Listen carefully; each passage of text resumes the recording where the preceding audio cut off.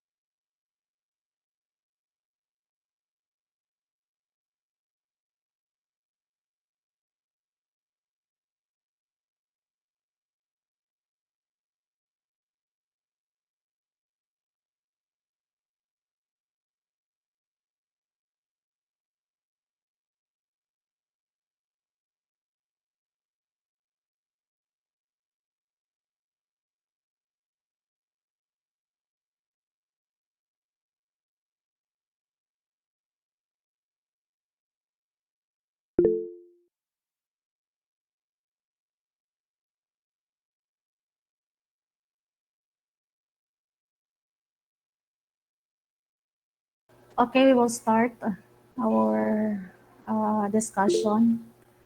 Before that, I request everyone to please open your cam at count of three. 1, 2, 3, open cam.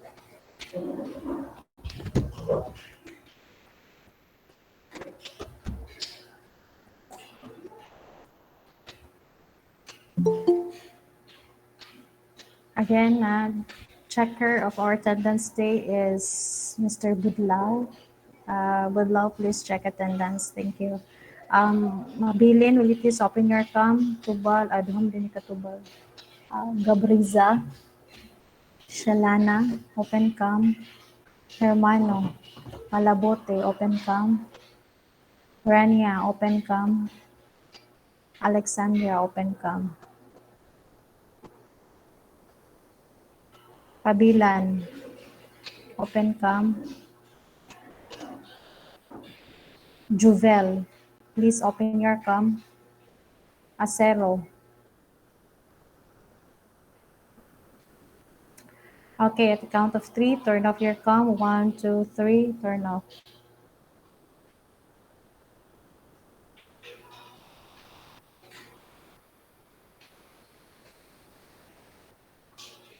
Before mo proceed sa to ang continuation of our discussion, let's have a review first about the unique selling proposition and the value proposition. Okay, okay na ba? I will turn off my cam na. Okay, anyone who would like to share what was their, or what have you understand about the value proposition and the unique selling proposition during that discussion? Anyone who would like to volunteer? Aside ni Tubal.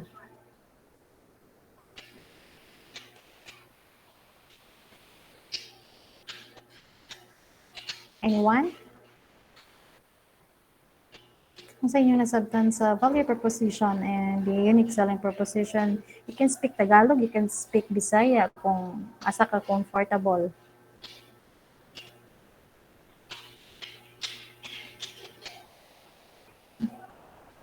Wala? Okay, when you say about value proposition, it's a statement summarizes why nganong ang consumer diha magpalit sa imuhang product or use its service. Okay. In creating the value proposition, the entrepreneurs were considered the basic elements which is your target market, kinsa man to imong specific or target na customer, the needs, sa itong needs sa imong target customer, and the opportunity nga imong i-put up or imong i-introduce, the name of your product and the name of your enterprise or your company. That will be the elements in creating your value proposition. So there are steps in creating the value proposition. We have to know your customer. Who is he or she? What does she do and need? What are those problems that he need to solve? What improvements does she or he look for, and what does she or he value? Then step 2 is know your product, service, or idea. This is very important, no? Before nimo introduce ang imong product diha sa market, kailangan ikaw mismo kabalo ka unsa na siya. Okay, how does your product or your service solve the problem or offer improvement? What are those value and the results? And does the results offer it to the customer? Then step 3 is know your competitors. How does your product or idea create more value than competing one? Nganong mas tatangkilikin ka sa ubang tao or sa imong customer kaysa imong competitors unsay naa sa imuha. Step 4 is distill the customer's oriented proposition. Why should I buy this specific product or idea? And step 5 is pull it all together. You have to turn around your customer's answer from step 4 into a value proposition statement. So from step 4 no nga question, diha ka maka-create of imong value proposition nga statement. Okay, I have here an example, which is Alin Charing Sari-Sari store opens only from 6 a.m. to 6 p.m.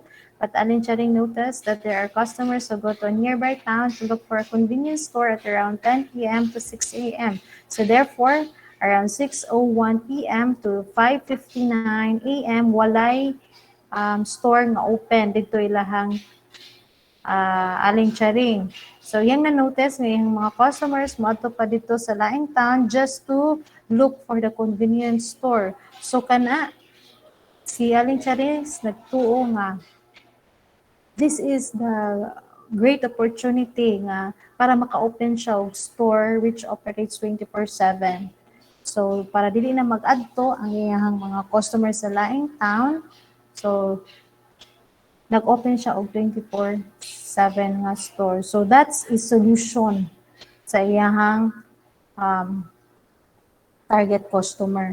They don't need to go to other places just to look for the convenience store naa na sa iyaha.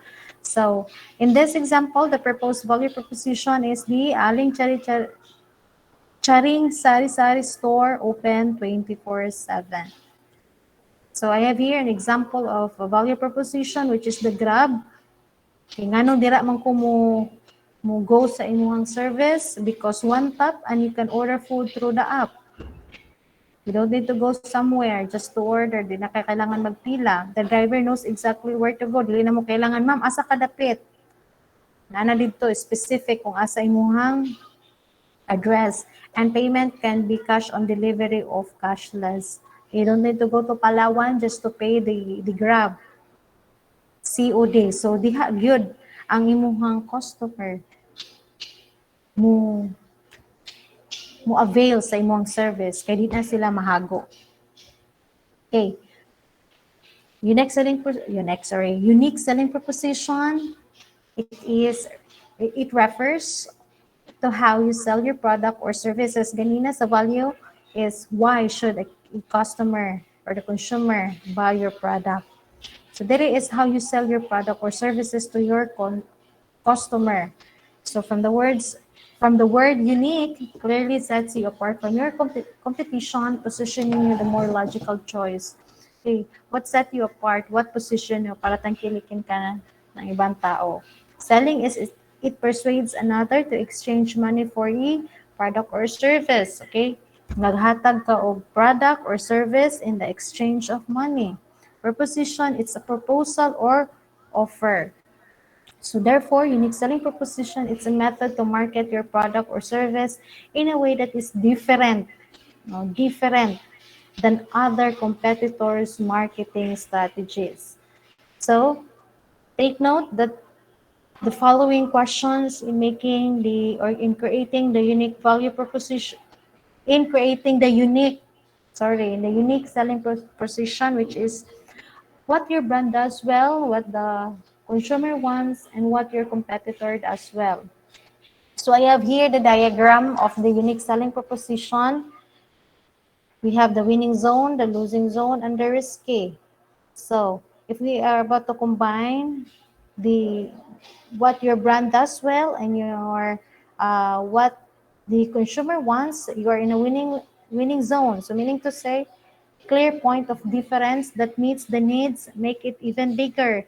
Make it even bigger. It's because na-meet nimo ang needs or nahatag nimo ang wants and needs sa consumer. But kung wala nimo nahatag ang wants sa customer tapos didto ni competitor nahatag ang wants sa customer, you are losing zone.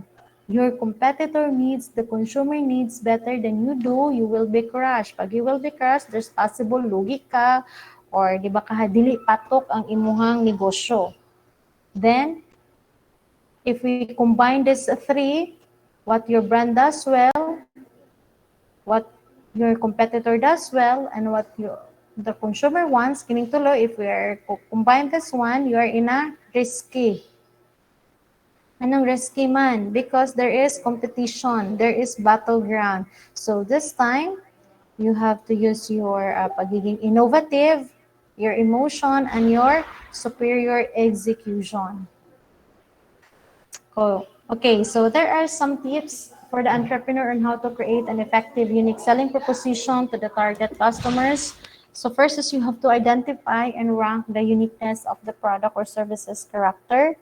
Very specific sa imong unique selling proposition and keep it short and simple. Bisan pag imo nag-research atong mga big company like for example Starbucks, Jollibee, McDonald's, na sila yung mga own nga mga unique selling proposition o value proposition.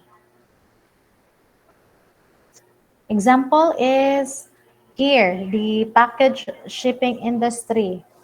Problem is I have to get this package delivered. What is your unique selling proposition when it absolutely possibly has to be there overnight? So, di ba, kisa may mag-offer na bisan overnight, bisan kadlawon mag-abot ang ilang imuhang package, ilagay nang i-deliver. That makes their service unique. Muna'y naka-unique sa ilahang service. Bisan pag overnight, ilagay nang i-deliver. Next, another example is the food industry. The kids are starving, but mom and dad are too tired to cook. So what is their USP? Pizza delivered in 30 minutes or it's free. So pag dili ma-delivered within 30 minutes, free na ang pagkaon. So that makes their service or their product unique. Diba? Mo na ilahang unique selling proposition. Okay, so therefore, unique selling proposition and value proposition are two of the most famous tools used to explain why a prospect customers buy each product and service. Okay, mo po na ilang advertisement sa mga customer. So based on each definition, we learn that USP and VP are frameworks of each business industry. So the two propositions, sorry, kinabulol ko. The two propositions are valuable for the entrepreneurs, very important to nila. And make sure, no, that when you are making the USP and the VP, you're focusing on a solution that is a need and make sure that you are targeting the customer segments. Okay? So muna ang rules sa unique selling proposition and the value proposition. Okay, next is determine who the customers are in terms of target market, customer requirement, and the market size. So we will continue later on the customer requirement and the market size.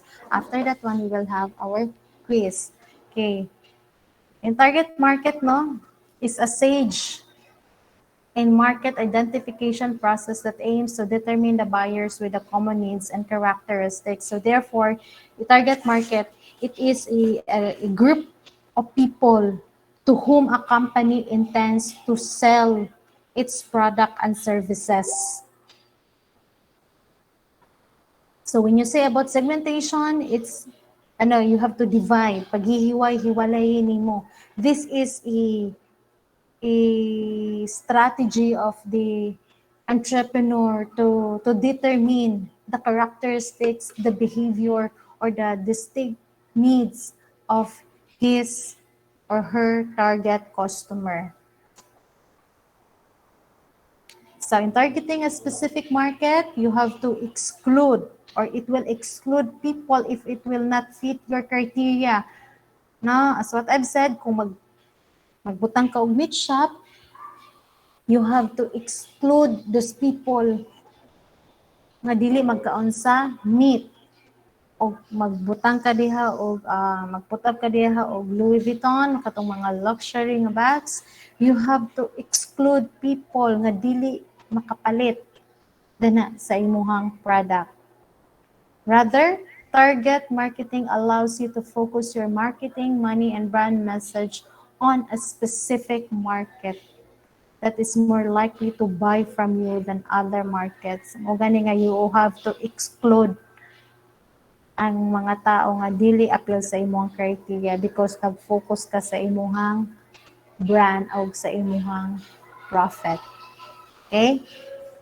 So commonly used methods for segmenting the markets are we have the geographic segmentation, demographic segmentation, psychological segmentation, and the behavioral segmentation. Okay? As what I've said, no, importante kaayo nga mahibal-an nimo ang imuhang target customer or your customer because in the first place, nabagid kay customer. No? So that is why we really have to know para mabalaan nato kung kinsa to tong mga sure buyer. Okay, geographic segmentation, it's the total market is divided to geographical location. So we have here the climate, the dominant ethnic group, the culture, the density, it's either a rural or urban. In demographic segmentation, divided based on consumers. The gender, we have the male and female. Age, children, elderly. So your income, the occupation, the education, the religion, the ethnic group, and the family size. Next, segmentation is psychological, divided in terms of how customers think and believe, the needs and wants of the customer, their attitudes, the social class, their personality traits, their knowledge and awareness, the brand concept. Di ba na uban nga ganahan sila mga branded, ay uban po kailan sa ukay-ukay, their lifestyle. Sa ba sila? Liberated ba sila? Economical ba sila? Conservative ba sila? Behavioral segmentation divided according to customers' behavior pattern as they interact with the company. Their perception, their knowledge, their reaction, the benefits, their loyalty, and their responses. Next is, okay, we will continue, no? We have the customer requirements. Okay, when you say about customer requirements are the specific characteristics that a consumer need from a product or a service. Muna ang need sa customer sa imuhang product or sa imuhang service. nag-avail sila, nagkuha sila, it's because mo na ilang need. Okay? So there can be two types of customer requirements. We have service requirement and output requirement.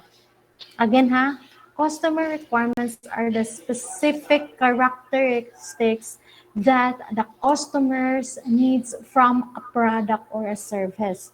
So there are two types of customer requirements. We have the service requirements and output requirements. So when you say about service requirements, it's an intangible. What do you mean by intangible? A product. Dili makita. Yes. Yes, dili makita. A product that cannot be touched, but the customer can feel the fulfillment. Have you experienced that one nga naka-feel, wala mo nahago, but you can feel the fulfillment. So there are elements in service requirements like on-time delivery. Nahago ba ka sa on-time delivery? Wala. But you can feel the fulfillment kung na-satisfy ka sa iyang service. Service with a smile. Kung naa ka sa hotel or naka-restaurant, kay sa front desk or mga waiters or kinsa pa na din na welcomes you. So you can feel fulfillment. Uy, tsada ilang service dani kay dili mga stricta, maayo kaayo. Okay, if you are in naka sa restaurant, okay, every 10 minutes ginaadto ka sa imo sa mga waiters just to check if you are okay. So you can feel fulfillment kay feeling nimo special ka. That's service requirement. That's intangible. Okay. Next is sa GCash. Di ba? You don't need to go somewhere. Di na ka kailangan mahago para mag-pay sa imong bills. So that's intangible or that's a service requirement. Okay? So it includes all aspects of how a customer expects to be treated while purchasing a product and how easy the buying process. Okay, that's service requirement. Nasabtan ko ninyo sa service requirement. Silent and yes. Okay. Next is the output requirements. So, baliktad lang na siya sa service. When you say about tangible, things that can be seen or things that can be touched, characteristics, specification that a consumer expects to be fulfilled in the product. So, customers will avail services as a product.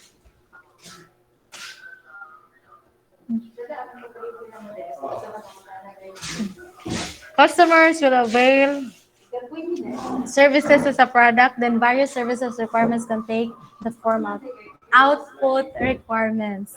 So for example, if the consumer hires a multi-cab, then on-time arrival becomes an output requirement.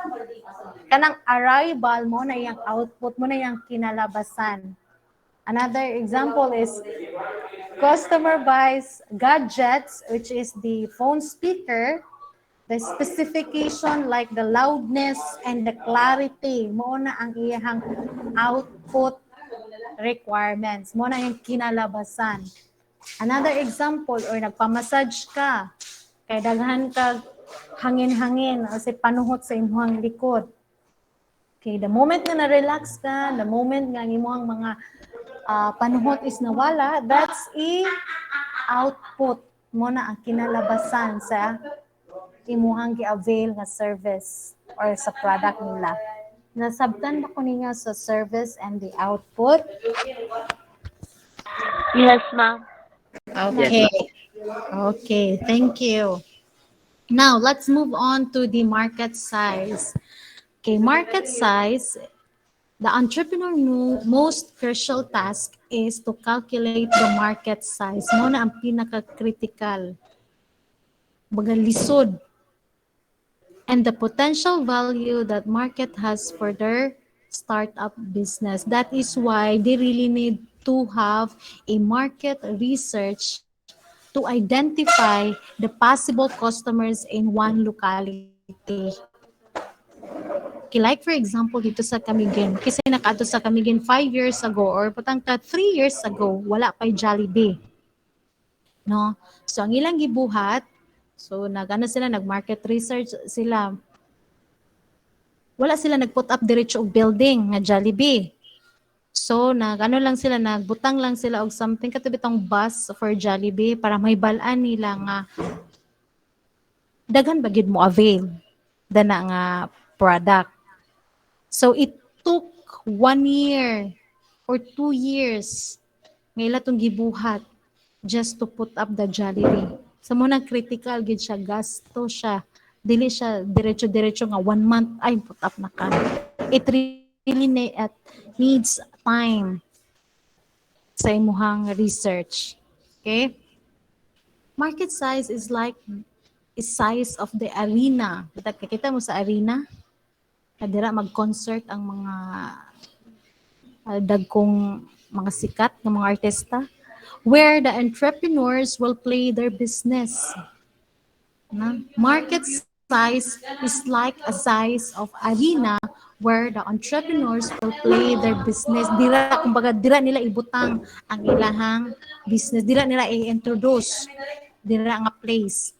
It is the approximate number of sellers and buyers in a particular market. Companies are interested in knowing the market size before launching a new product or service in the area. Kailangan nila mabalaan kung unsa kadako, pila kadaghan ang ilahang market before sila mag-launch. Kaysa mag-launch sila sa mag-introduce sila sa ilang product or service niya, gamay ra man nga mga tao. So kailangan mabalaan daan ninyo kung pila kabuok ang inyong target market or inyong market. Okay? So, in determining the market size, the entrepreneur will conduct a strategic marketing research from reliable sources using the following method. So, the first step is to estimate the potential market. Approximate number of customers that will buy the product or avail your services. So, kailangan mabalaan nimo kung pila ka buok customers ang magpalit sa imong product. Muna yung gibuhat sa Jollibee, no, dito sa Camiguin, nga wala sila diretso nag-put up. Kato lang yang, are you familiar katong car? Katong gibuhat po dito sa Villanueva. Marag na sila sample ba? Mo tong way, mo po tong one way nila nga strategic research on strategy. Kung mag-put up ba gid sila? Kung okay ba gid, dili ba gid sila lugi? Okay? Next is the second step is to estimate the customers who probably dislike to buy your product or avail the services. Ito tong mga customers nga dili ganahan naman jud, dili man gid tanan ganahan sa atong product or dili man ganit tanan ganahan sa imo, di ba? There are some people who will dislike as well as atong product na dili ganahan. Okay? So, you have to estimate the customers who probably dislike to buy your product or avail the services. Then the last step is for the entrepreneur to estimate the market share. That means plotting and calculating of the competitor's market share to determine the portion of the new venture. So muna na naibalaan na nimo kinsa mga customers, kinsa na dayon ang katong dili ganahan sa imuhang product. So mag-plotting and you have to calculate na ka. Then unsa man tong mga strategy? What are those your unique proposition? What are those your value proposition nga imong i-introduce sa imuhang market, sa imuhang product rather, para ang imuha para dili ka malabwan sa imuhang competitors. Okay? Sabtan ko ninyo, do you have any questions? Before ta mo proceed sa itong quiz. Okay.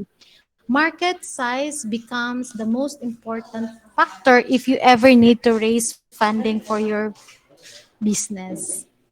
Okay, kanang mga market research, no, kana mga dagkong company na gina siya. Manang dili magud sila basa-basa nga mag-put up dan na kay it's a big amount of money na ang ilahang gina risk. That is why they really have to research good. Kailangan gina nila uh, it takes time for them to build. Kay nagpagawas man sila og dakong kwarta. So understanding your market will help reach your goal to compete with bigger competitors. No, kailangan masabtan ginimo ang imuhang market to really help reach your goal to compete with bigger competitors. So, that's the end of our discussion. Do you have any questions, clarifications? Man, ma'am. Nana, ma'am. Okay, so Nan, um,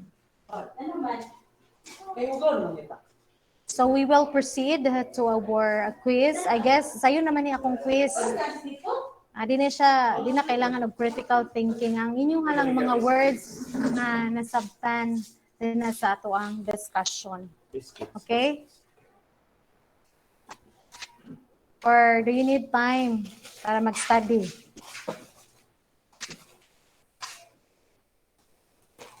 Sama yung gusto.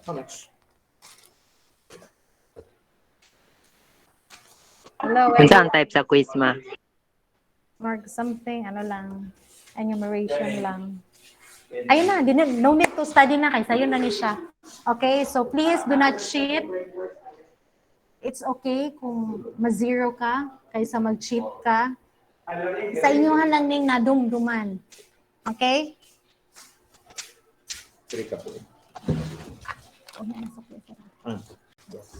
Yes, ma'am. Okay. All you have to do is, okay, you just type sa inyong cellphone and then send directly dito sa Google Classroom. Tanawa inyong Google Classroom. Please go check sa inyong Google Classroom na nakabutang dito.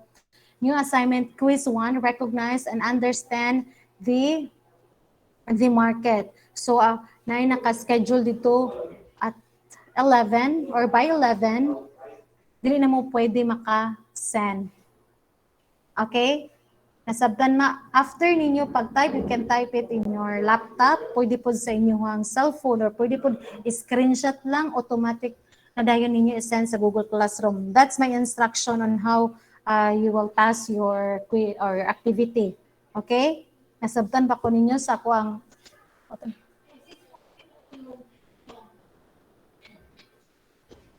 chat na lang yet. Sorry. Kinasabtan ba ko ninyo? Yes, ma'am. Okay, again ha. Pwede mo mag-screenshot, nag-type mo sa inyo kay 9 po naman ni siya.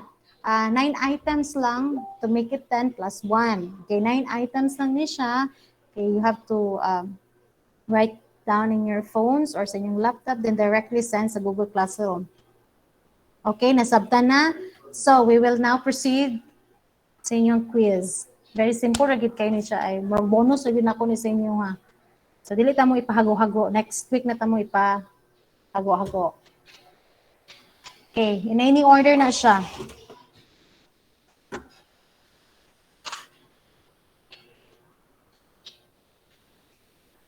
Nawala, sorry. Wait lang. Ako sa stop share ha, kay ako sa iyo akong kuan. Stop share sa nako.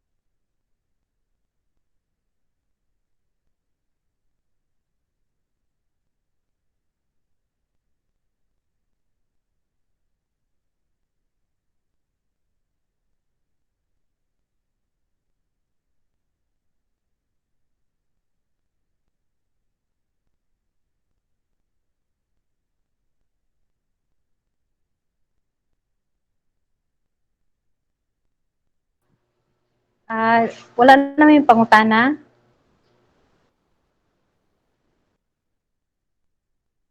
Wala na, ma'am.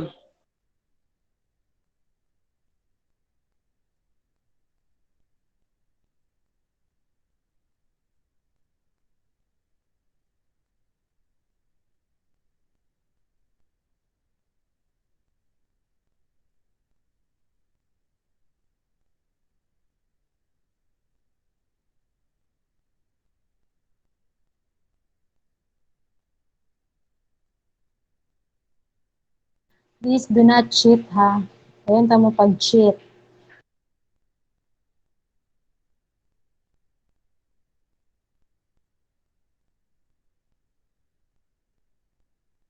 Ma'am, pwede ra magkabaylo-baylo ang enumeration? Yes, Philip, pwede ra. Ma'am, pwede picturean niya? Yes, pwede ra.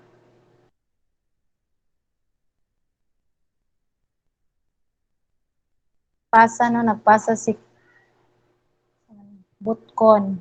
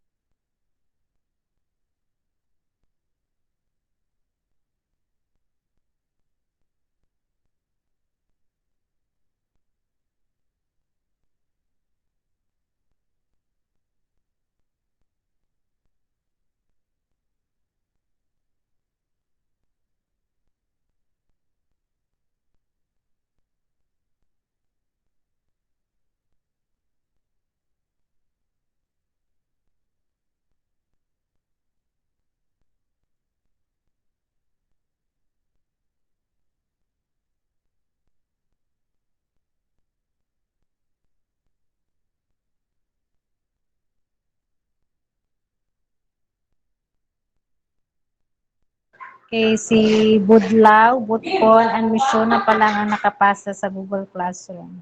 It's just an update, ha.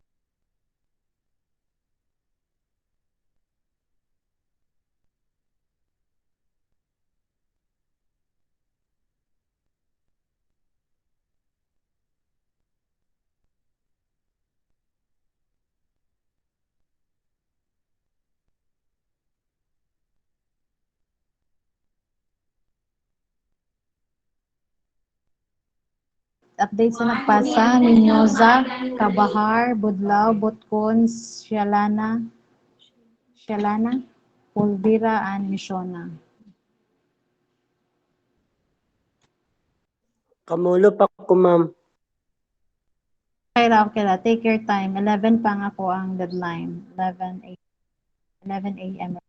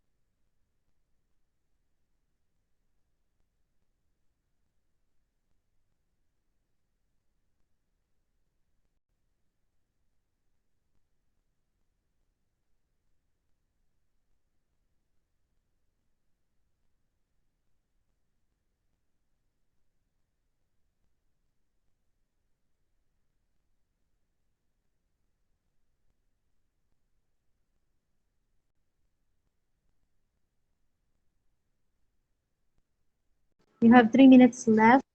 Updates na nagpasa, Hermano, Antigua, Minyosa, Tubal, Christian, Joshua Tugtod, Acero, Badilla, Pope Angel, Valmoria, Cabahar, Budlaw, Juvel, Button, Miabel, Shalana, Malabote, Polvira, and Missiona.